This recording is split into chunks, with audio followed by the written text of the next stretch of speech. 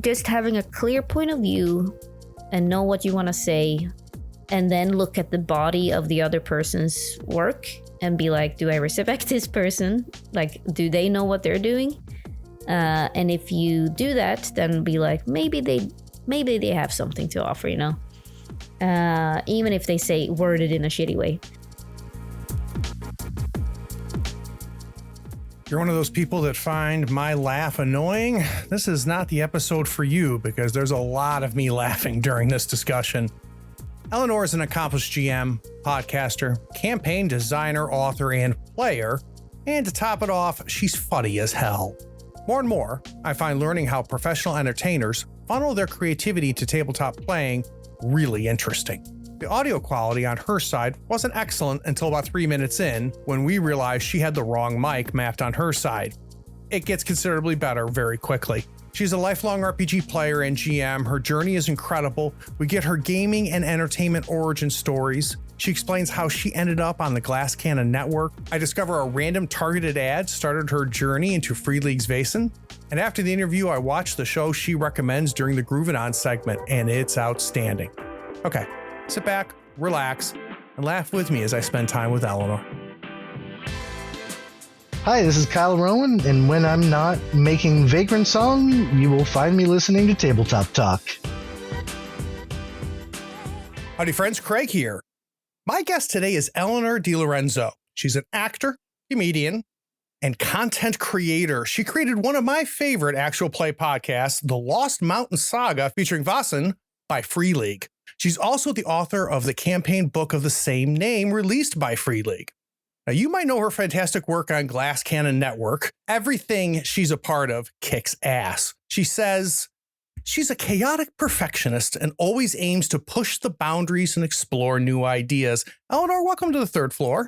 Oh, yay. I'm on the third floor. Woo! I made it. So I almost started telling you the story before we started recording, but when so I've been a Free League fanboy for a long time. My first game of theirs was Forbidden Lands, which I love. Oh, yeah. Picked up Vaesen soon afterwards and was amazed by it.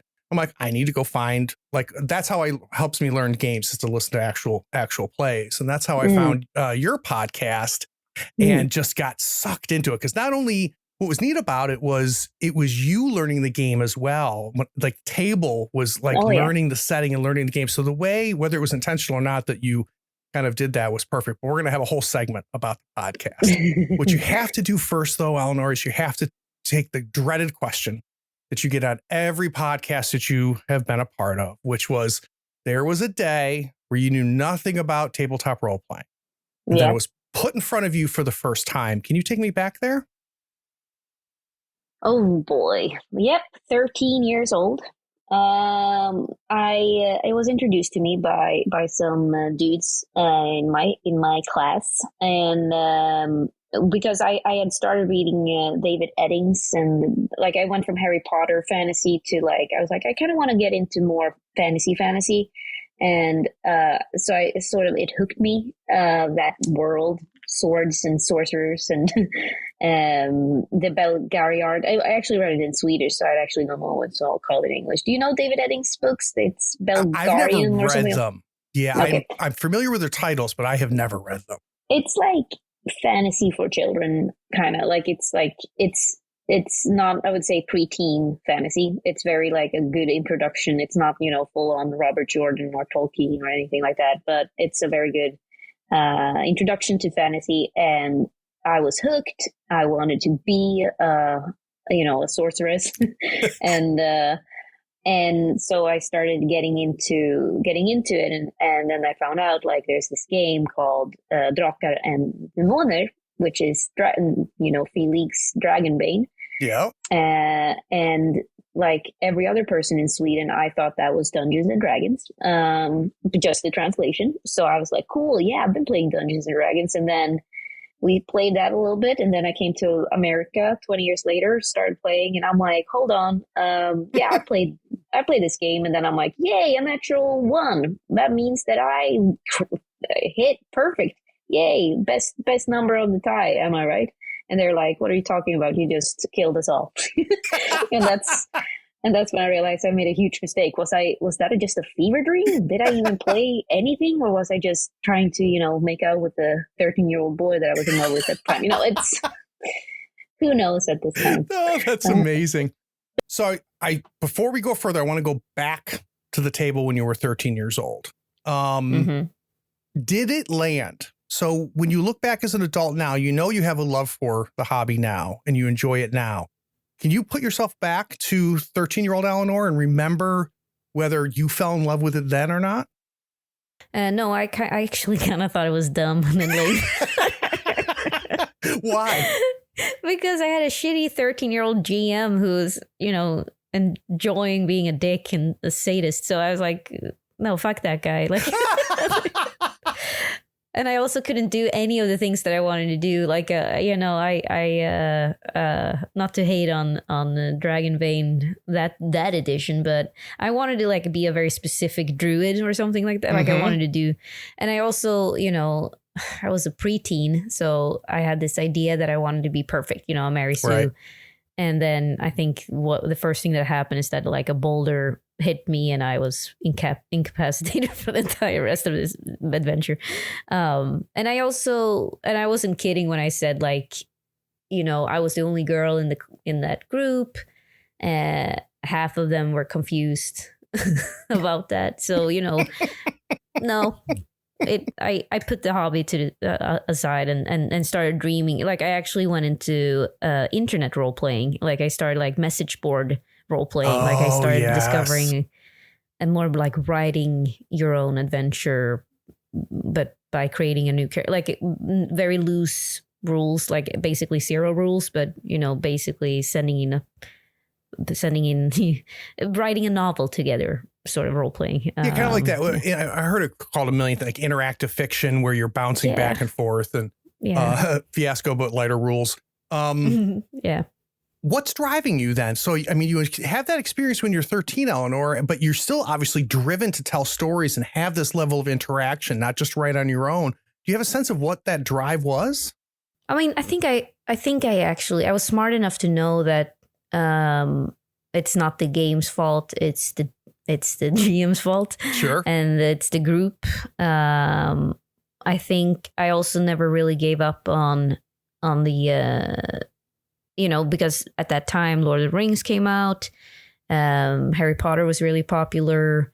A bunch of like new, like fantasy started to get like, it's, I wouldn't say Renaissance, but it was, it's early 2000s. So it started getting into the mainstream. I know Star Wars came, like all the sci-fi, like nerd-dom started to go from come being out of the closet. Yeah, exactly. It wasn't, and I think I was, not to sound arrogant, but I wasn't necessarily like an outcast in high school or, and I was like, I was a slut. No, but I wasn't the. I was real popular. Yeah, I was like a huge bully, super mean girl. No, I wasn't. But I was definitely not like. To me, like being a nerd and having those interests, I didn't hide them, but I had zero of my girlfriends were into it. Like right. they were like, oh, are you talking about the swords in the woods again? And I'm like, well, screw me then. So I felt very alone for a long time, but I did know like subconsciously that this is where I want to be. I just don't have any friends in it. And that took me a while. It took me till like, I didn't pick up role playing until I started playing Starfinder with Glass Cannon on Androids and Aliens. Yep. Wow. So so then we've got a huge jump here that I want to fill out if we could, Ellinor, which is between that and Glass Cannon, because you have a career that you started in between there and have decided, we heard actor and comedian and the whole thing. So when did that bug start to get to you, and when did what migrated you there, do you think? I would say roughly at the same time. I think I realized I'm not very religious, so I realized that I have one lifetime, and I also don't believe in magic. So I'm like, the only way for me to get the full experience of magic and being on a horse and riding around like an elf or a hobbit in my case, because I'm 5 foot, in case anyone's wondering. I was like, I have to be in movies and or the theater, or and I always had a sort of a that shitty personality trait of being liking to be the center of attention. Been working on it to try to get rid of it, but I had a knack for it early on. Like I like to put on a show, so it propelled me.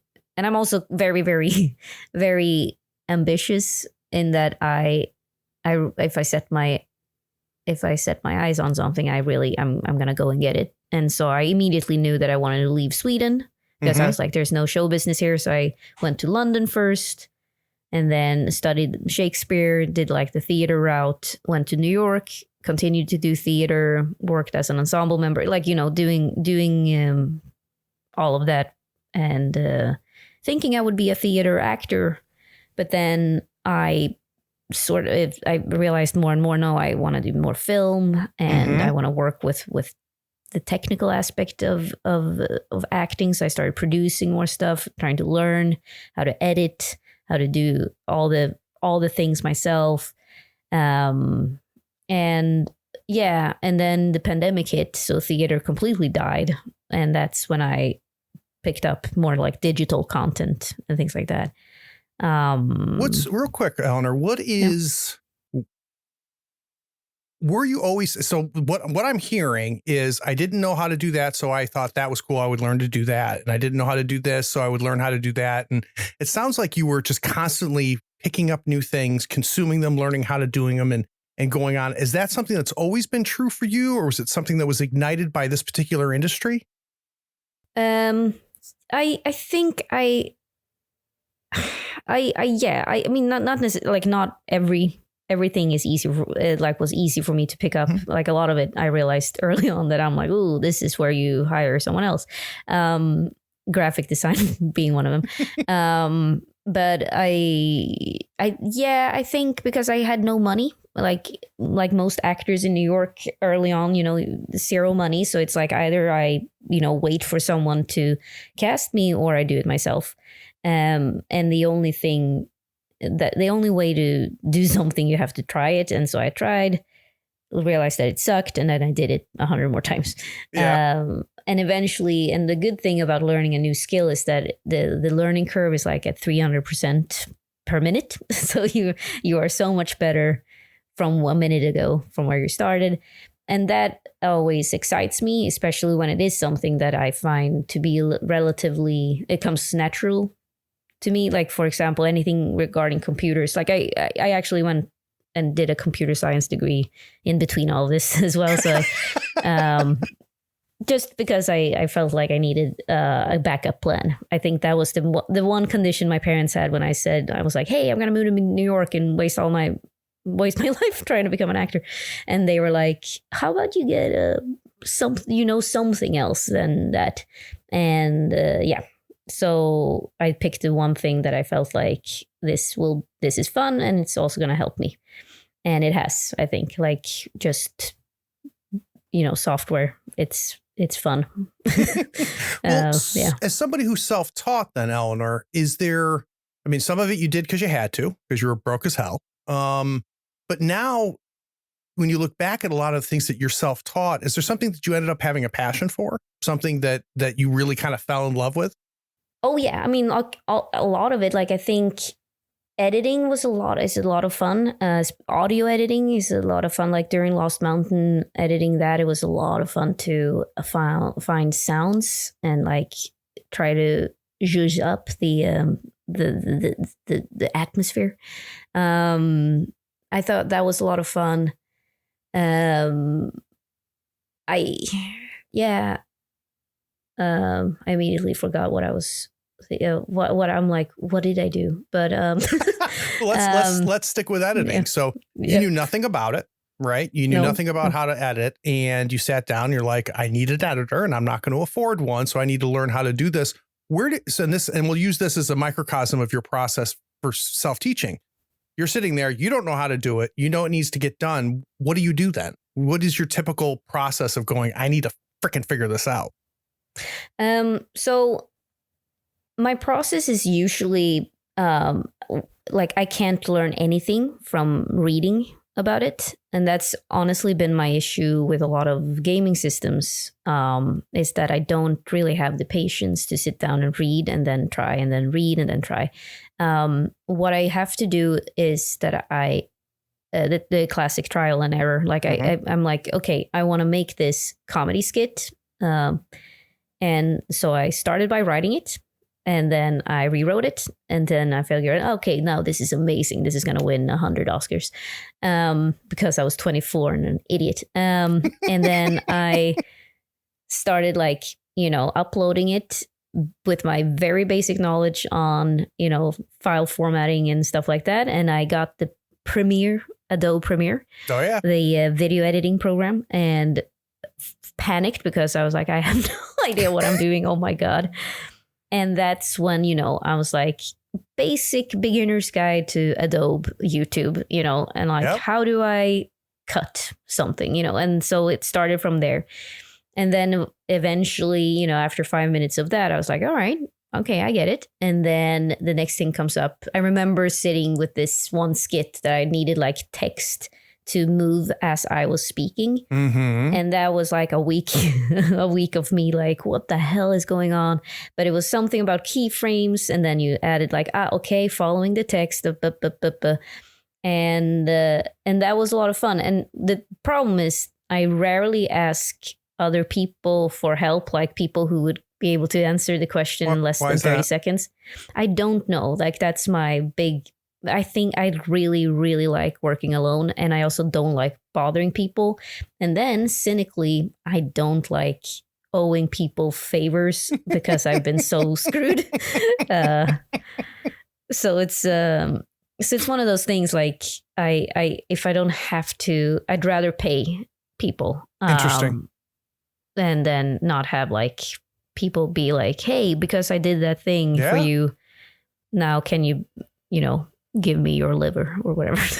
Well, I'm not going to get off of this for a second here, Alex, because that's very interesting. Yeah. How about the reverse? Right. So how are you about somebody coming up to you saying, Ellinor, I have never used Premiere before. Can you just give me a couple tips? Like, how do I cut this? How do you handle that on being on the other side of it? I love, because then it's like, I think it is important to help people. And I also love sharing like, oh yeah, don't go down my road because that sucked, So if I can help someone, I really do want to help them. However, I do get annoyed if people haven't done like the bare minimum of research. And I also like, especially in this industry, so many people are grifters and so many people are like opportunists. So they will, it's like the moment you have a slight amount of success, a lot of people will suddenly show up and pop up. Like the amount of exes that suddenly slid into my DMs and were like, hey, saw you have a book out. What's going on? And I'm like, what the hell? Where have you been? So I think that, I do encourage though people to ask for help. It's like honestly not a good trait of mine to be like not asking people. But I think it's just one of those things that I really, really want to try it myself first and then realize what do I actually need help with so I don't waste anybody's time. Yep. Yeah. You and I are similar in that respect. I am the same way.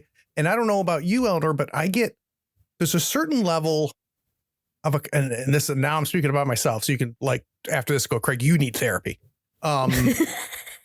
Like for me, there's a certain level of arrogance, right? Where I'll see something I don't know how to do and go, if that person can do it, then I can do it. Right. So there's, for sure. So I've got that ego that's pulling me. And then I have a hard time asking for help, but mine is more embarrassment and ego. Right. But we end up at the same place. But I don't pat myself on the back very often, but when I teach myself something, I'm kind of freaking proud of myself. Yeah. Did you get that same feeling? No, I'm never like proud of myself, but I do get it. Like I'm proud of you for being I'm like, yeah, hell yeah, Craig, you should pat yourself on the back. Fuck yeah. But I also like, no, I'm never happy with anything. Like I and that's the thing, unless, so, and it's a lesson learned, because whenever I do outsource things, I'm usually extremely happy with what they are doing. And I'm like, why didn't I just have this person do it in the first place? Wait, save myself 300 hours and also not, hating myself every single hour. Yeah, right. Do you feel like that you obviously set very high standards for yourself. Do you not see yourself setting the same high standards and expectations for those that you work with? Or I do, but they always blow my mind. Actually, that's not true. Some people have disappointed me, I will say, but the most people, like, for example, like working with Lost Mountain, the podcast, but also eventually the book, I just realized, holy shit, this is so seamless. Like all these people I'm surrounded by, especially the artists. I was like, they sent me one draft and they're like something like this, and I'm like, oh my god, you can read my brain. Yep. And that was really mind-boggling and fun. I am extremely picky though when it comes to editing, so I can't outsource that. I can't, like, I have a hard time working with other editors, and because especially if it's my own stuff that they need to edit, and that's something I'm hoping that I can eventually find someone, because I really don't have. It's time consuming. As I also I have enough jobs now that I don't have time anymore to sit and edit. So I need to find someone, but it's just I know that I will probably spend as much time giving notes to the edit and then end up having to do, did I even save any time here? Yeah. But we'll see. I think that's also an arrogant point, but also it's something to work with. It's something in my professional life, I get dinged on all the time. They're like, Craig, you've got to delegate, you can't do, and I have the same problem, right? I'm like, I can either spend 3 hours teaching this person how to do it, or I can do it in 30 minutes. But the problem is that I do it 30 minutes 25 times. So I would have been much better off teaching the person 3 hours, but you struggle with. Do you, what do you do in your professional life? I am, buckle up, because it's real exciting. I work for one of the largest tax consultancy agents in the world. I work for one of the big four. Dude, what a dream. I know, right? You should see the envy audience in Ellinor's face. She's like, God, if I could just do that and talk to clients all day and help multi-billion-dollar corporations pay less in taxes, that would be amazing. Yeah, I mean, that's the hero we need, for sure. I do think, though, that there's something to be said for not having the mess that, the bullshit career that I've, I would not mind having a 9 to 5, especially now when I have kids. Honestly. Yeah. I'm a very creative person. For a very short time, I thought I wanted to do a career in entertainment or something creative. And the first time I tried it, you're going to laugh at this, was being a magician. And I told you she'd laugh. You couldn't see, she's covering her mouth now to try to pretend. She's on video. I see her. And what happened is I did it for a year and I did well at it. And I ended up hating magic. And I said, and then I quickly realized that I had to separate the two things, that the things that I love to do are my hobbies. Yeah. The things I hate doing, you got to pay me to do that. And that's kind of the balance that I found. I envy people like you that are able to still find joy in a career and that thing, because for some reason my head's not wired that way. No, but it has been a struggle for sure. I think there's a reason I pulled back a little bit from, I'm not doing a season 3 of Lost Mountain Saga, the podcast, and I'm not. I don't really do any actual plays anymore unless it's a short stint, because I got a little burnt out, especially because of my sort of my need for to not delegate anything and have like 100% creative control. It made me lose my mind, and I think I was also. I mean, it was also other things outside. Like I was pregnant during the 2 seasons when they were recording, and so I was very sick and tired and stressed out. But I think it was like it's just burned me out a little bit, and I haven't played really any role-playing games since. I mean, I did play some Delta Green recently because I did a guest thing on pretending to be people. It's a great Delta Green podcast, but I think the hobby really took a hit as I was working on this, and also writing Lost Mountain Saga, the adventure, even if it was already written. That took me some days because I had a deadline. November 5th, you have to hand in the draft. And I remember crying at certain points because I was like, this fucking sucks. And I mean, it's also like the self-hating part of like this, this right here sucks. Everyone's going to laugh at me. And yeah, no, it's a very slippery slope, but also, and that's just the role-playing side of it. The entertainment business is horrible. Like you find the worst scum on the planet. But at least I feel like everyone knows it, so it's not like I went in with any expectation. But I mean, I am a little bit more cynical than I used to be about things. But I am, having said that, I do enjoy. I think I'm starting to slowly find my like inspiration again, and having a good time doing things. And so it's like life is just tricky to figure out for anyone. It absolutely is. So let's flip back a little bit. You had this horrific experience playing Drucker with a bunch of 13-year-old boys. Yep. You think this is all silly, but you still have this storytelling need and this interactive need. So you pursue that online, doing the interactive storytelling. Then you jumped on me and said, and then I was on Glass Cannon. So I want to go to the day before Glass Cannon. Were you even thinking about role-playing games at the time? Like, when did you and Joe and the crew get connected? I had been like, I think I had been observing it and always thinking, man, it would be so fun if I could play, like find a group to play with. And like get into that. Like, I wanted to go to Comic-Con for all these years. I still haven't been to a single convention, a nerd convention, but it's been like on my list of things that I wanted to do since I moved to New York 2012.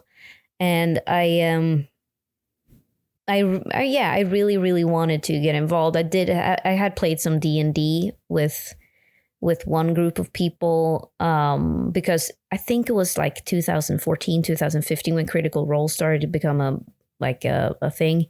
So D&D started to get like back on the, and it was easy for me because so many people came from no fantasy background at all. Whereas for me, I was like, at least I know the basics. I live this. I live this.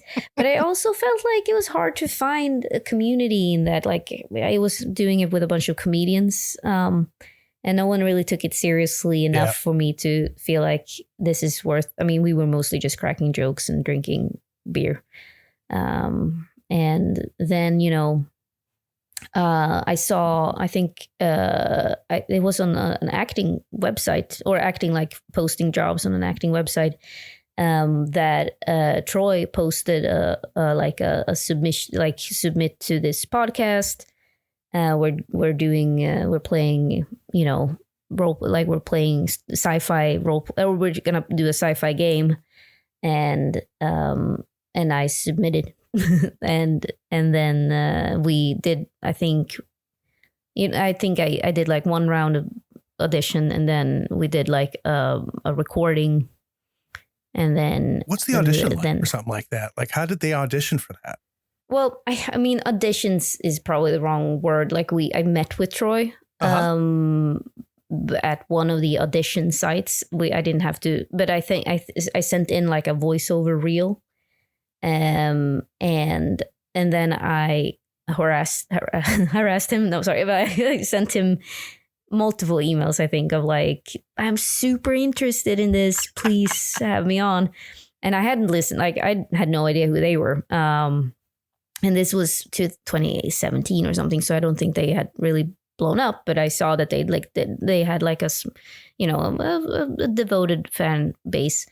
And then he invited me to do like a 4-episode recording where Joe would GM Pathfinder.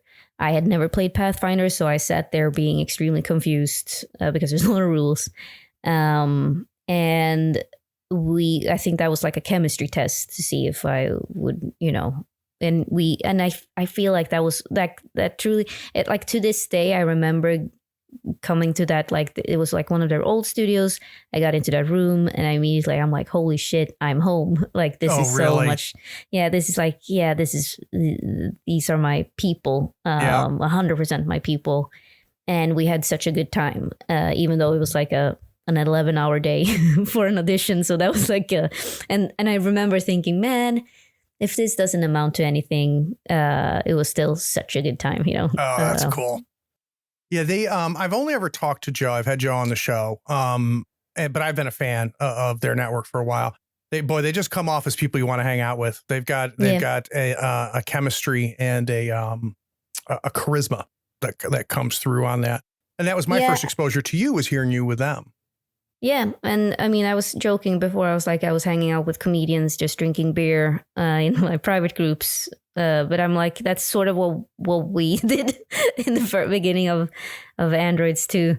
I wasn't drinking much beer because I get full very easily. But but no, it was like it was a very chill, wonderful thing. And I'm extremely proud of what we did throughout that entire campaign. We joked about it going on for 10 years or whatever. I'm like, oh god, but it's such it was such a cool thing to be part of. And it's like, I think their background is also comedy. So I had like two worlds that I'm naturally interested in, so to speak, like nerd and comedians. Yep. If that makes sense. It makes total sense. Yeah. So guys, the Insider Insight series allows me to sit down with designers, developers, artists, writers, and creators to learn how they approach their work. Try to understand their process, inspiration, and the methods for crafting their creations. We're going to do that with Ellinor on the other side of this break. We're going to talk about where the hell the idea to start a podcast came from. We'll be right back.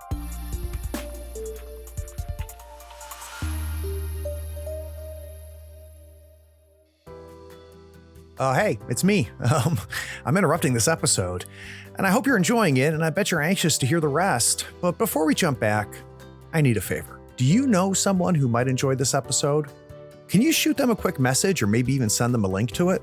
Listeners sharing this podcast was the primary reason we almost doubled our audience last year. Also, would you like to see and hear these games in action? Go to the Third Floor Wars YouTube channel and Twitch stream. Our actual plays combine compelling role-playing, character-driven action, and system tutorials. We create great stories while lifting the hood and showcasing the game mechanics. Links to both are in the show notes. Okay, last thing, and I mean it. Have you rated this podcast on your pod platform yet? Maybe even written a short review? It is a simple way for you to be even more awesome than you already are. Okay, now I'm done. Let's jump back and listen to the rest of this episode.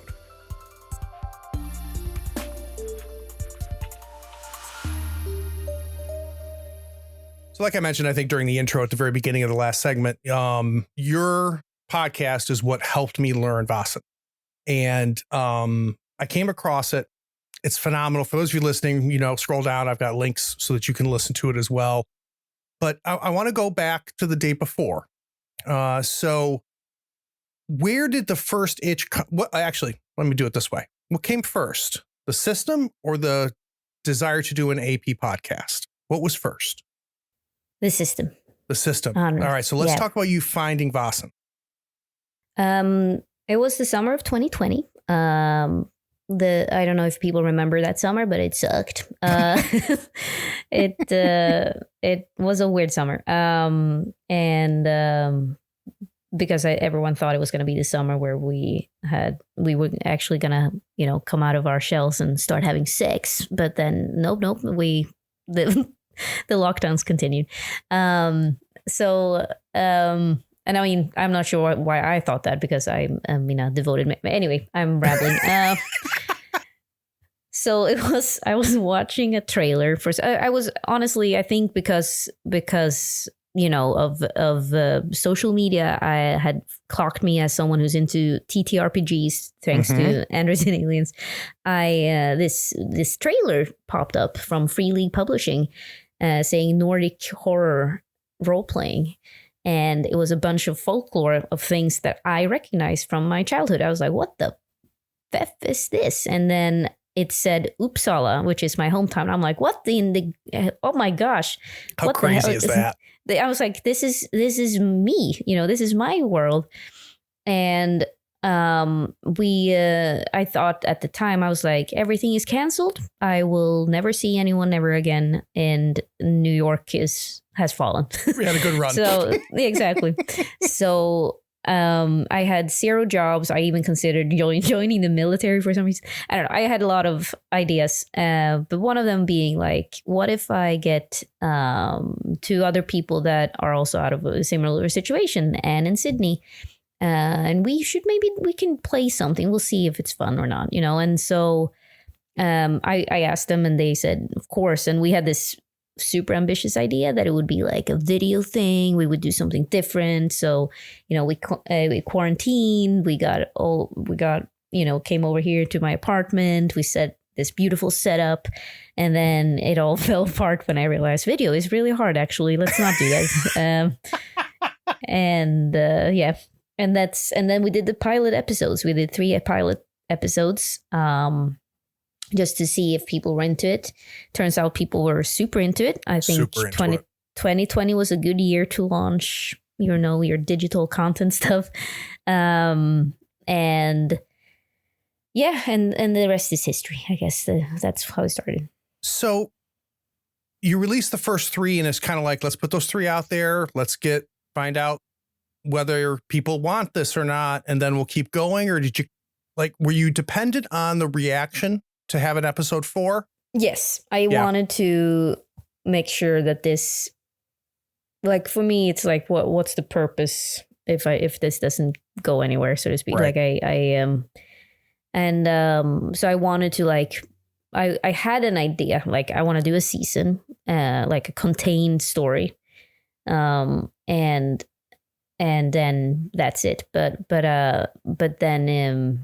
But yeah, for sure, I didn't want to do something for just my mom, who didn't even end up listening anyway. So, so the chemistry is very obvious between everybody at the table. Was that something that was just because you guys knew each other and were friends, you think, or was it happenstance that you guys just clicked so well and just leaned in as far as you did? Do you have a sense of that?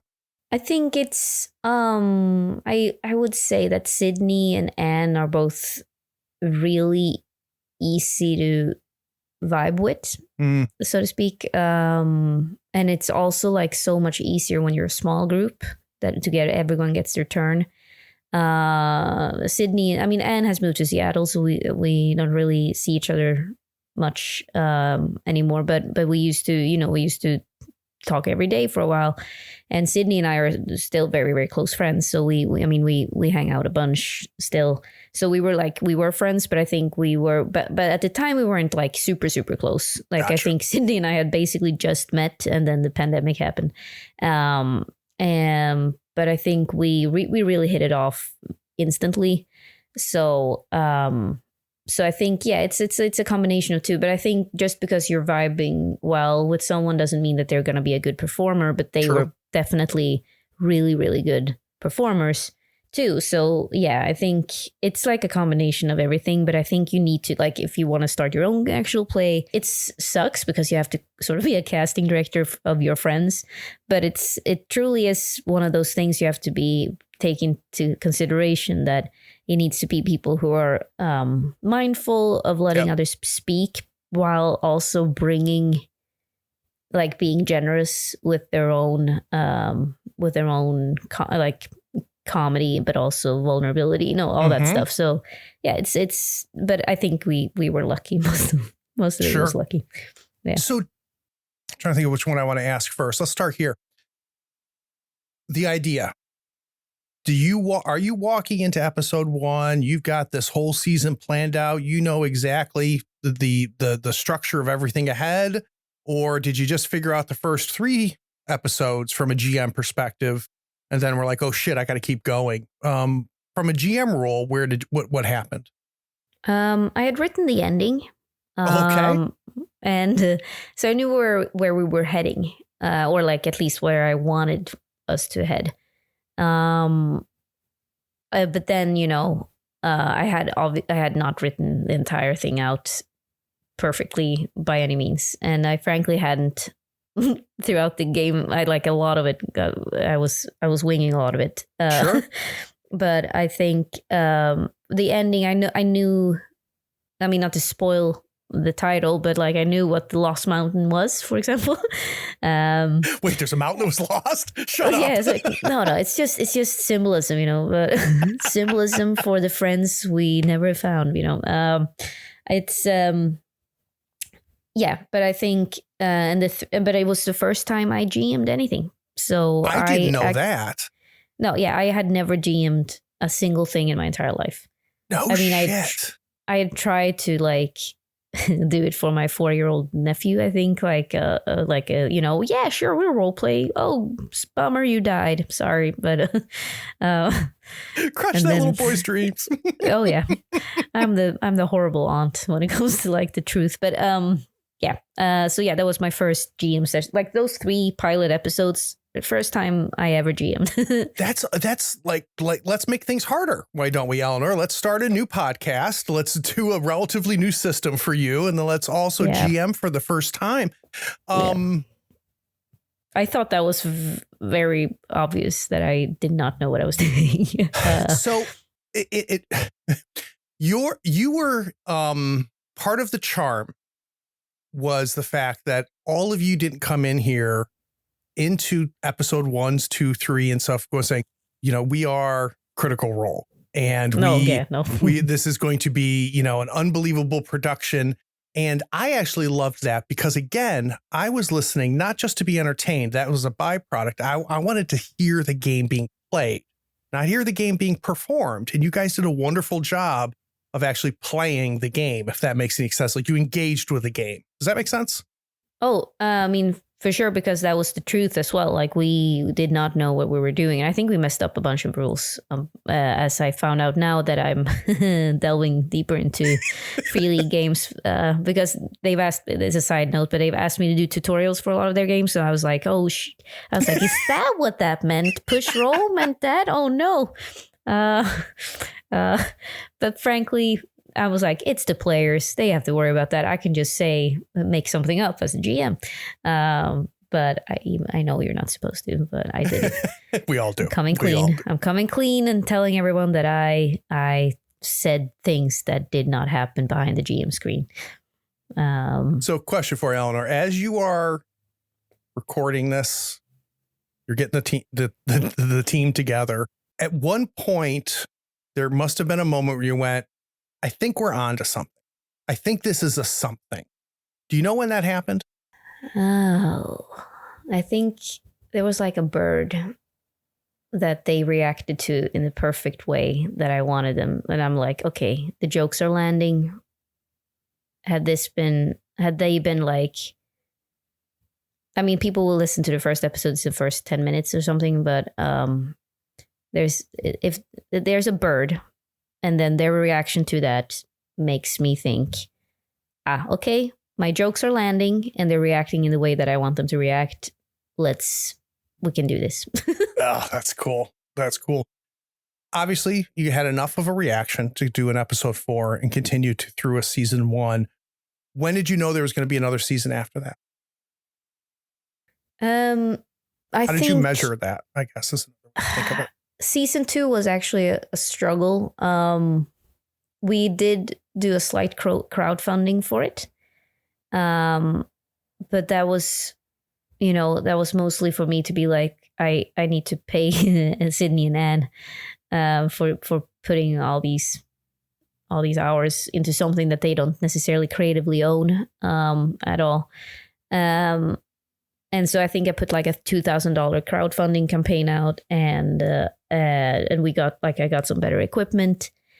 But the thing is, I had this idea that we would be able to then do like a long season with standalone Monster of the Week adventures, new characters. But then I think it was the same thing. I got pregnant somewhere around along the line, and then I was like, I can't do this anymore. I think that's when the real burnout started to happen, where I was like, really? this is not really fun for me anymore to do. Yep.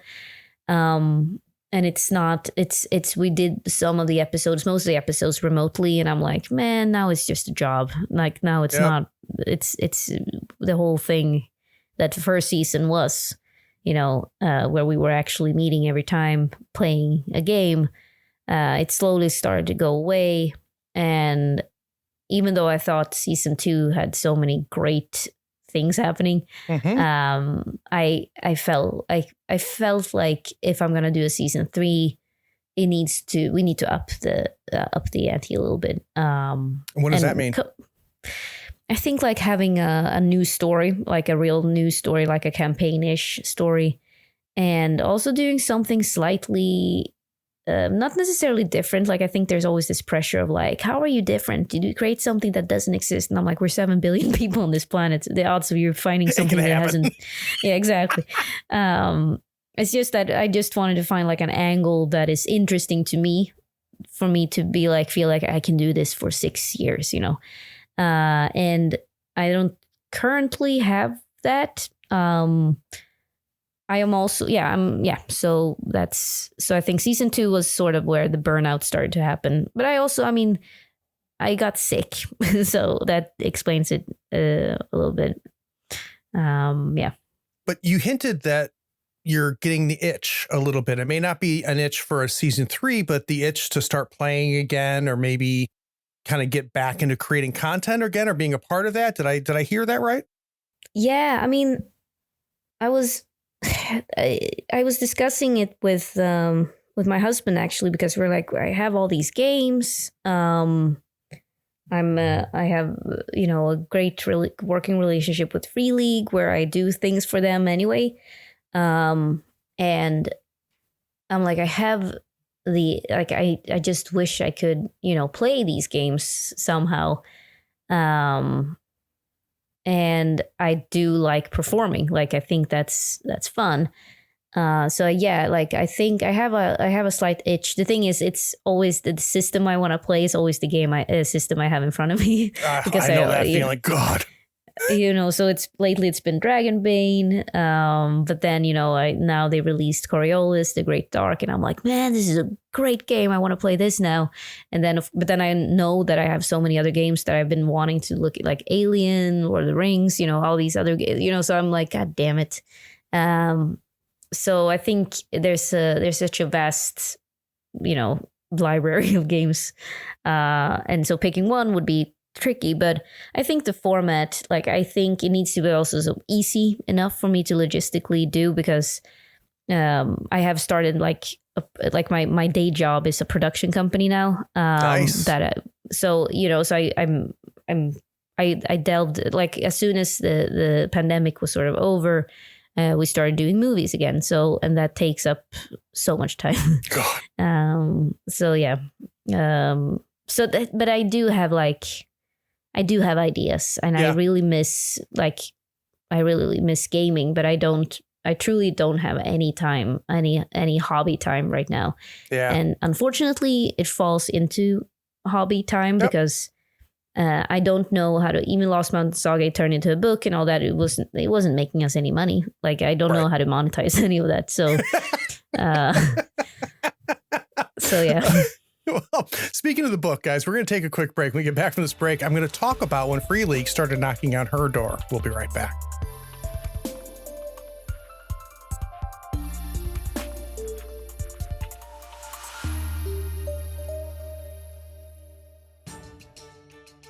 Attention all floor heads, gather round. I have a quest for you. You can simultaneously show your love for the show and embark on rewarding adventures. Head over to drivethrurpg.com, your one-stop shop for all things gaming. Whether you're looking for rulebooks, maps, art, or epic tales to enhance your gaming experience, it is that one-stop shop. Now, in the show notes, there's a unique affiliate link.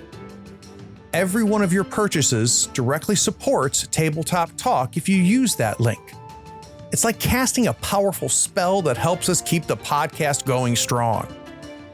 So next time you're itching for a new adventure, follow the affiliate link in our show notes or bookmark it now in your browser.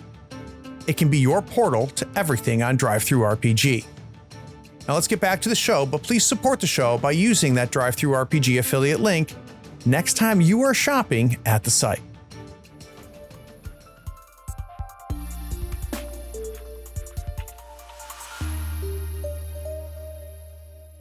So I think it was a similar thing. Like Free League knows that all we have to do is throw Craig an email and he's going to throw us money. I've have that established with Free League at this point. But I had to do the double take when I saw the book. And I went like, wait a minute, is that? Oh my God. So I want to find out, did they reach out to you? Like, how did this even start? Because there's a lot of podcasts out there that do a lot of unique stories that don't end up in a book. So where did the conversation begin? So we've had like a great relationship since I reached out to them with the podcast, asking them permission to do it, basically. And they were immediately like, sure, here's, 5 books. And immediately I was like, oh my God. And I think they then were like, oh, wow, it was, I mean, I don't know if they listened to the podcast, but they noticed that it was popular for one of their games. I don't know, like in terms, I mean, it has like, I think we had like pretty consistent listeners and hundreds and thousands of downloads, which is, amazing. In podcast world, that's good stuff for someone who's not famous. But, and so I think they saw that and they were like, okay, so she's legit. Nice. And so I reached out to them about a different project. I wanted to do like an actual play of Alien. We were supposed to start doing that, but then things happened and it fell apart. And then I was like, yeah, but I still would love to work with you guys. So if you ever think of anything, I'd love to work out, we can talk and keep the conversation open.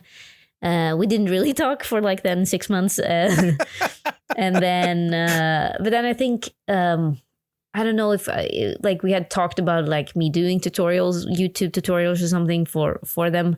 But then Thomas, the CEO and founder, he was like, hey, you want to write some adventures for Vaesen? We kind of want to, create some content for that world. And I was like, sure, what type of adventures? And they're like, 1 or 2, or if you have more, like, feel free to pitch us. And I'm like, well, I have the entire Lost Mountain Saga already written. You want to make that into a campaign book? Or actually, I was like, do you want to make that into, like, can I make that into, a PDF? And first I was like, maybe a PDF or something. Sure. Right. Like put it on drive-through and it'll be like something simple. And and then he was like, no, let's make that into a book. And I was like, a real book. And that's when it dawned on me, and I didn't want to believe it. I was like, I'm somehow gonna get screwed, but not because of they've never ever screwed me or anything. I just have that sort of we've learned how you are. Yeah, exactly. Cynical outtakes. I was like, this is gonna fall apart. Yeah. But I so I was very, very, I started crying when I saw the cover art and like I was like, holy shit, it turned into a thing. God, that and it didn't amazing. Yeah, so that was really, really cool. And that's when I realized how rare this is and yeah, so I've been basically like every time they email now, I'm like, yeah, sure, sweet, yep, I'm whatever you want, I'll do. So yeah, that's the relationship I have with them, is just being like, whatever you need for anything. But yeah. I have Forbidden Lands is the big AP on my channel. And I think they're the biggest one, like the most watched AP of that game there is. I don't know for sure. And they've been wonderful. Just everybody I've interacted with over there. I had Eric Grandstrom, who wrote the Raven's Purge thing for Forbidden Lands. He's an amazing human being, and he's come on the show, and they've been great. But they say, okay, let's make a book. You're like, hey, I've got this Lost Mountain thing. You might have heard of it. Yeah. They say yes. And now you're like, oh shit. Because it sounds like you didn't have this all written out, that this wasn't already like a done deal. So now what the hell are you going to do? Yeah, no, I mean, it was literally just like, okay, chapter 1. Wow. And that's when I wrote down, it took me like a month at least to write down the entire thing just from memory and my notes that I had. But then turning it into an adventure was really hard because I had to remove a bunch of stuff that, that Sydney and Anna provided. Yep. And I was like, there's not a story here. Crap, But then Thomas and his wife Kiku, actually, they're really good writers and editors. So they started giving me notes. We worked in a Google Doc. They added some suggestions, and then we did a pretty significant rehaul of the story. They were like, how about this? Wouldn't that tie better into this? And then eventually we saw the light in the tunnel. And that's when they reached out and they're like, hey, you want to translate it? And I'm like, oh no. And I initially said, maybe give me like 4 months. And they're like, how about, come on. And I'm like, Did you end up translating? Were you the translator? Yeah. I mean, it was, I also felt like a weird artistic pride about it because I was like, I don't want, it's my own language, so I was like, I don't want, I'm very, that's when my perfectionism sort of also stepped in. But then I don't think it was that great of I'm not a translator, so I don't think it was, it probably would have been better if someone else had translated it, but at least it was my words. It's still your words. Yep. Yeah. Yeah. So you have this Google Doc going, you let Tomas and his wife get access to it, and they start leaving notes on your shit. How was that? What was it like? And what was your reaction to having someone say, well, what about this? Or this isn't, could we make this better? Like, is that an easy process for you to take notes? It didn't used to be, but yeah. I've really, really worked on that with myself to be good about receiving feedback. I would try to not take it personal and ruin me. So how did you make that shift in your head? How do you look at it now that allows that to happen? That allows you to control that initial reaction. Do you have a sense of how you got there? I'm trying to what's their point of view, really truly aggressive compassion, so to speak, of where are they coming from? Do I think that they want to ruin their book that they're going to put a lot of money into? But also coming from the idea that no, I don't have all the answers. And fight that arrogance, because this is the first, thing that I had ever written outside of scripts and comedy skits. This is the first, I truly had an aggressive imposter syndrome. Yeah. So I was like, they must know something that I don't know. There was, of course, things that I was like, candidly, I was what I'm like, man, I wonder if they've heard the podcast because I can't change this thing because it's sort of the fucking title. So I'm like, I don't want to change the mountain to be a hill or whatever, and I'm like, so I think that was a couple of small things that I was like, how do I stand my ground back here? Yeah. But it was a very few rare things. But I do think that being a pushover is also something that is not, respected. So it's hard to find that balance. But I mean, I also think you take notes and be like, man, I really appreciate people taking the time to do this, but also realize not every note is, law, and you have to do them. I'm currently, in the editing process of an extremely personal project for a movie, and I'm waiting for feedback from some people, and I'm trying so hard to just take myself out of it. But I know that they're. Yeah, it is tough, but it's I know that where they're coming from, but I'm also like, what's important to me and what's the story I want to say. Mm-hmm. And some notes will just then be like, okay, that's just your opinion, man. Well, and and I hear this a lot when I talk to game designers when they talk about playtesting. Well, they'll say playtesters, or in our conversation now, editors, they do a great job of pointing out when something's not working. They do a terrible job of telling you how to fix it. So don't listen to their solutions. Just listen to the fact that they pointed out a problem. So that means that you need to fix that problem. Was that the case in times when you're taking notes, not even just for Lost Mountain, but it's just in general? Do you find that to also be the case from an editing process where editors are very good at saying, this isn't working, but here's how you can fix it, and you listen to the first part, not the second part? How does that work? No, I think for specifically for Thomas and Free League, they were very good about offering solutions, like how about this instead, and so they're really, really good editors, and I think that's why it was such a smooth ride, so to speak. But I think, but no, I mean, people are horrible at giving notes, and sometimes I think they do have, this, but I encounter it more in the filmmaking and entertainment space. Because I think the good thing about nerds is that their ego is it's there for everyone. Every human has an ego, but a lot less so than actors and directors. I mean, directors are just the worst.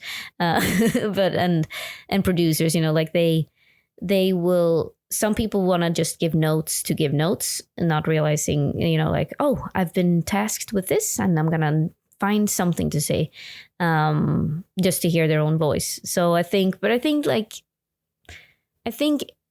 just having a clear point of view and know what you want to say, and then look at the body of the other person's work and be like, do I respect this person?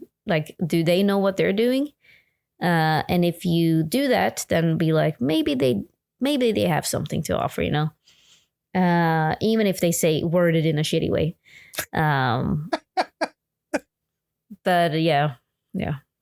Is this a situation where you have this book on your shelf?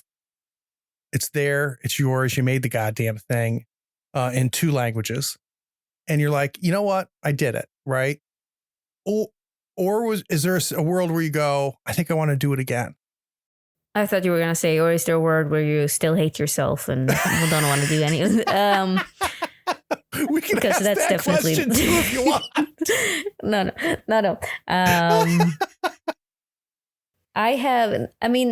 The truth is, I have a lot of stories that I want to tell. So I definitely want to tell more stories. I'm not sure if I want to do it necessarily in an RP adventure pack format. Yep. But I think, I would, hell yeah, if they asked me to do another one, I would jump on that immediately. But that's cool.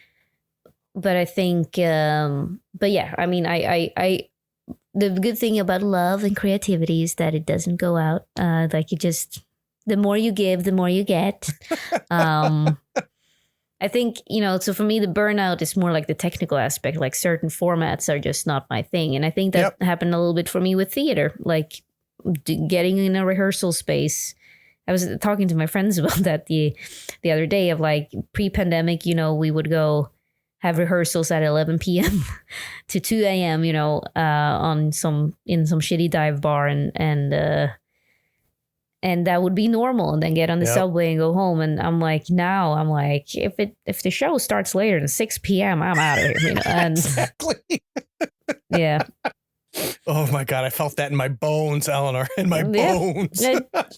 It's true, and I don't think it's just because I'm a parent now. I think it's just the reality of the world. We are not the first to experience this. It happens. I've learned it happens to all of us as we get older. There's some things are for the kids, so that's okay. All right. So last question before we move on to what you're grooving on. There's a world where I'm up in New York working. Reach out to you and say, hey, you got plans for lunch tomorrow? You're like, no, Craig, let's go get some lunch. You and I are walking to the restaurant. No, Craig, fuck off. Yeah, Craig, like literally, I talked to you for a fucking hour and a half. I'm real good. I'm Craig'd up. I'm good. But I guilt you into it. I pretend to be Joe or something. You and I are walking to the restaurant, right? And someone stops us on the street and says, are you Ellinor, the one that wrote and did the podcast Lost Mouth? And you're like, yeah, of course I am. What could they say next, Ellinor, that would make you think when we sat down and it started eating lunch, it would make you go, Craig, I think I did something good. I think I made something good. What could they tell you on the street at that moment that would validate the work you did on the podcast and in the book? Probably, God, I don't know how to answer this without sounding like a dick. Well, sound like a dick. And if it's too dickish, I'll edit it out. Yeah. I think, it's like when people reach out and they're like, I was in a bad spot and you guys having fun made my day a little brighter. It's that sort of stuff really is, or even better, like when it's like, hey, me and I was listening to this with my person who doesn't like gaming, but now they do, and we found a new hobby. Like you sort of changed their life for slightly into something better. Obviously, not saying that my dumb podcast changed people's mental health, but exactly. But I just want to have that said. A disclaimer: I cured 0 cancers. The one day, I think. Then, but I probably wouldn't tell you over lunch that, hey, Craig, I did something good. You would say they said the most amazing thing in the world. And then after we get done with our soup, you're going to be like, Craig, the book sucked. The podcast sucked. And that's all I heard. Yeah.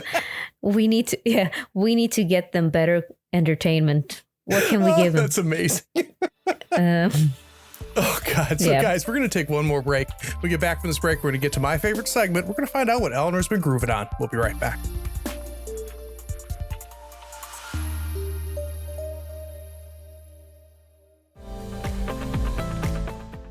This is Sean. You may have heard of me from such movies as Brett and Sean Go to Illinois, 2 Motorcycles, 1 Stick of Dynamite, and Gaming and BS. What kind of RPG podcast is that? After my NFTs were stolen, I decided to become a patron of Third Floor Wars. The content is great and it costs me less than a good shot of liquor. So consider becoming a patron. It may just land you your next big role. Head over to patreon.com/Third Floor Wars. Tell Craig Sean sent you.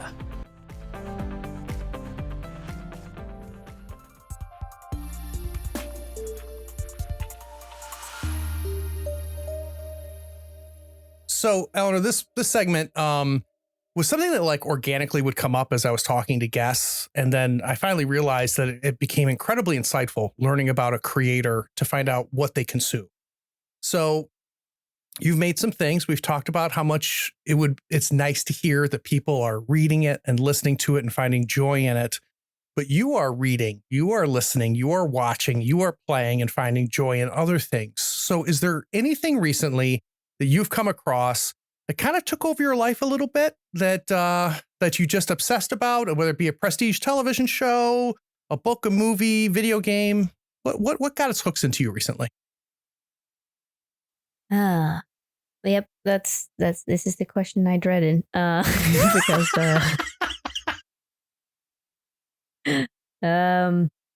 why is that? Why did you dread it? Because I was like, I don't have any free time, unfortunately. Like I truly haven't. So I was like, I haven't watched this. I'm trying to think of something. What was the last thing I enjoyed? That's another way to do it. What is the last thing that you watched listened to that really or read that you were really like, this is vibe. good? So I've been trying to catch up on the Oscar nominations. Okay. I haven't gotten very far, but I've seen one movie, which is The Anatomy of a Fall. But that was a great movie. I've not seen but it. it wasn't. It's a very artsy fartsy movie. So and it's not really the game. Like I think that's not really what your listeners will care about. I don't give a shit about them. I care about you. So tell me. It's a French European movie, but Okay. no, I thought that was like it was enjoyable filmmaking. Actually, what I've been vibing on lately? Westerns. Like Tell me. I played through Red Dead Redemption as if it was my, as if it was my own goddamn child. I enjoy now, and I'm obsessed with the West and back in the 19th century. And by the West, I mean the American West, not just some weird Western part of Sweden, which would be weird for me to bring up. But, Western Manhattan. I'm obsessed with Western Manhattan. Exactly. Yeah. West Village is great. But I am. So was it Red? Red was it the video game that was the first time that you kind of fell in love with that genre? Oh yeah, I had never really. I mean, I had zero references. No shit. So I was walking around feeling like outside of like the stereotypical things that sort of transferred over to to Sweden as a kid, like cowboys walking with broad legs because they've been on a horse or whatever. But that's all I had. But then Red Dead Redemption opened up this whole world for me, and so I started consuming a lot of Westerns. And then I got into this show, Deadwood. Oh my God, what a show. Yeah, and I was obsessed, but don't watch the movie because they ended it way too soon. Don't watch the movie. The movie kind of ruins everything that they built up in the seasons. So that one was phenomenal. And I'm like, man. And then I ended up actually now, working on a script to film a Western in Arizona, but we didn't get the funding for it, but we hopefully, one day I want to really be in a Western. Oh, and more recently than all this, I watched The English on Amazon Prime, and that's something I can truly recommend. It's with my favorite actress. With my favorite actress, who I now can't remember the name of. God damn it. Her name is Emily Blunt. Oh, Emily Blunt. Yeah. Who was in who's phenomenal. So yeah, the West is what my jam. Dig into that a little bit. So yes, what happened in the game and your playing of the game that made you fall in love with the setting and the genre? Do you remember like when it hooked you? Like what was happening that made you go, I need to go find more of this? I started playing it like so many other things in the pandemic. But I think my sister lives in Colorado. So I go out there and so it immediately felt like it had like this weird feeling of feeling like home. Interesting. Even though I'm not from the USA, like it's I think all my expats will understand, but it's something about moving to a different country. You will sort of you will never feel home. Yeah. But you will also never feel home in your home country either. Like you truly become stateless after a while. And I've definitely reached that point in my life now that New York is a home, Sweden is another home, and then the West, like the hill, the Rocky Mountains, are also like a future home, I guess. And so it felt very familiar, that sort of the nature aspect, and I think that was something that sort of pulled me in because it was a sad time, and so I needed things to make me happy. And I think I would have the same feeling, and it made me want to like get into game design and game development and things like that, because I was like, what if I could do something similar, like an open world, but in my mountains back home, yeah, so that's what pulled me in. But then the Western aspect of like, there is something very freeing, and I think that's a very human thing. We love exploring. I think that's also the hook for a lot of role-playing games, like why Dungeons and Dragons are so popular. Like people who are not necessarily interested in real life going on, I don't think anyone really wants to try to survive in the forest. You don't want me to cobalt. Exactly. But I think there is something very human about this idea of exploring uncharted territory. Yeah. And that's what, to me, the Westerns symbolizes, like this, the gold rush, people trying to get on a horse and figure out like no man's land, etc.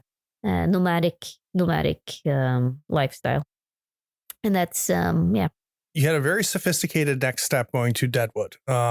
That's like masterclass Western. For sure. It's phenomenal. I think it was talking about Deadwood with John Harper, the person who wrote Blades in the Dark. And he said it perfectly. John said it's Shakespearean. And I was like, holy shit, that's exactly what it is. It's incredibly Shakespearean. And I didn't think about it. They speak in blank verse. Yep. And I didn't, because they're so good at it, I didn't think about it. But I was watching it, and similar to Shakespeare, I was like, why am I getting confused? Mm-hmm. And then I'm like, oh right, there's something with the melody that's very like, I know what they're saying, but I don't necessarily understand the words. And the character, the tone and everything, it was one of those moments where somebody tells you something and it all fucking falls into place, and it all just clicks. Oh yeah. So I'm going to throw a couple other things out at you. Have you seen Clint Eastwood's Unforgiven? No, I mean, so there's the thing. I haven't seen any of the classicals. So okay. The Unforgiving. Okay. No, I'm going to send you a list, so you don't need to write it down. So the Unforgiven, Clint Eastwood, that is my all-time favorite Western. I think it's the greatest Western ever created. It's not a feel-good movie, but no, I love that. But it's amazing. And then the other one is The Searchers, which is a John Wayne movie that I just think is just an incredible piece of film. And for somebody who loves film as much as you do, I think you'd appreciate what The Searchers is. I apologize in advance. I'm going to probably send you like 6 or 7 Westerns that I think you would probably enjoy. And though for you in the show notes, I'll put them in the show notes too. Good, because I have a person I need to impress, so this is good. Okay, I went through a real big Western phase, and I might end up drifting off into Japanese a little bit, because the most Western cinema is legacy Japanese cinema. Cool. Like the Magnificent Seven is a reskin of the Seventh Samurai by one of the greatest directors that ever lived, a Japanese director. Anyway, you're gonna get halfway through the email I'm gonna send you and go, my God, why did I even say Craig? Why did I give my email address to Craig? What was I thinking? No. This is perfect. I want all of this. This is music to my ears. Okay. But have you seen the English? Because I think you would enjoy that if you enjoy. I wrote it down immediately. Yeah. Because I love her. Yeah, she's great, but it's also like this character in it, the Black Mog, I think her name is the character. Wait, let me double check that. This is the problem with me, that my Black-Eyed Mog, the most terrifying character written for anything ever. And yeah, so check it out. I definitely will check it out. Ellinor, there's a lot of really cool things to do on a Wednesday night, including watching The Unforgiven. But for some reason, you made the mistake of spending an hour and a half with me, and I want you to know how much I appreciate that. Dude, this has been phenomenal. And I wish I was telling you in the break, I was worried about the grooving part of this episode, because I don't have any, like, I miss having, any free time to sit down and watch stuff or play video games again. Like, I miss that, and I will get back to it. It's just that for those who don't know, I have 2 small children, so I I don't have any. I don't know what I'm doing. None of us do. For those of you listening, guess what? This is the end. You made it. No. I appreciate you listening. Take care. Thank you so much. Thank you, Craig. You're the best.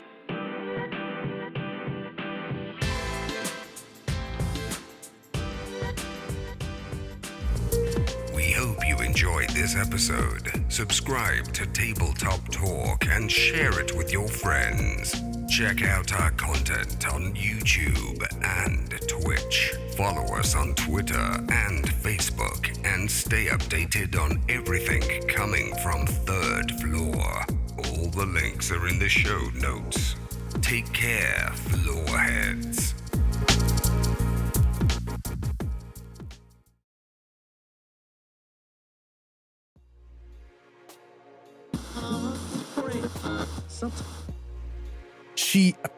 God, you're making me nervous though. No, don't worry about it.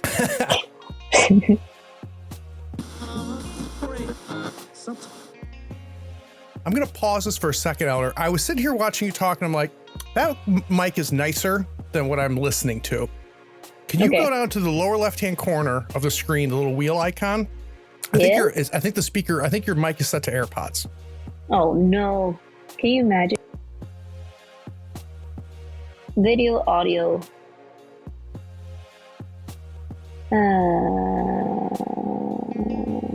Yep, you're right. How do I change? So, let me do this.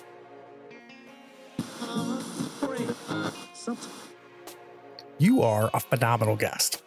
Oh, I feel like I'm talking like a maniac. Nope. This is the podcast. You're doing exactly what I love. Okay, perfect. Yep. Perfect. I feel Can like I get a glass of water? Is that okay? God, no. Sorry. Yeah, it was going so well. She just goes anyway, which I love.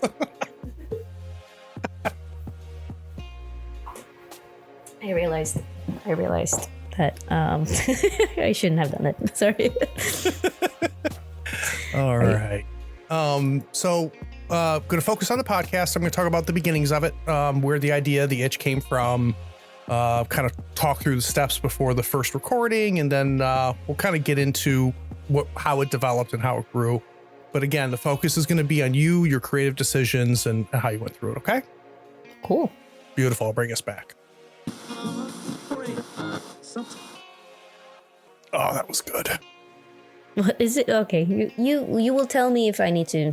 Well, see, here's the thing: is that hopefully I'm a good enough host that you will be able to tell when you're getting boring. That I'll be so adept at just slowly nudging you back to interesting that you won't even tell. But yeah, if you sucked, I'd be like, "This was great, Ellinor. Thanks so much." We can't have boring. That sucks. No. No. But this has been great, and what I love the most, Ellinor, is that even after having done so many interviews now, where I find joy is every interview I find something I haven't heard yet about the creative process, something about the reality of making shit. And we've already tapped 3 or 4 things that I've heard. Nice. Jared Logan, he does stuff with Glass Cannon. I have never met him, but I've heard of him. So stand-up comedian, entertainer that got into, doing this as well. And I was very curious to see how different totally different interviews. You're two completely different people, though. On paper, both New York comedians and entertainers that are, it's very funny to me. I love it. Yeah, awesome. Turns out you're two different humans, right? All right. No, man, we're twins. He's a good egg. He's a good egg. He seems very sweet. Yeah, I mean, GM too. Oh yeah, I mean, I think, but everyone, that's the thing with the space, is that everyone's so great. I've met so many cool people.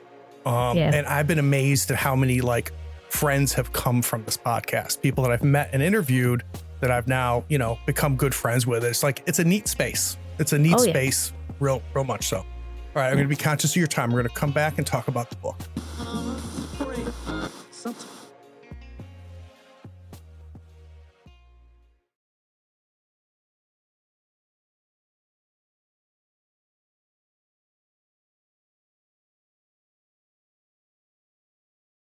Oh, hey, are you still here? Wow. Well, the episode is over, but if you're bored, why not go to patreon.com and support the show for as little as $1 a month? Yeah, you can just scroll down Scroll down and, get the link. It's Patreon that makes this and all of our other content possible. Don't you want to join the other floorheads on the Patreon Discord? Anyway, thanks for sticking around. Take care.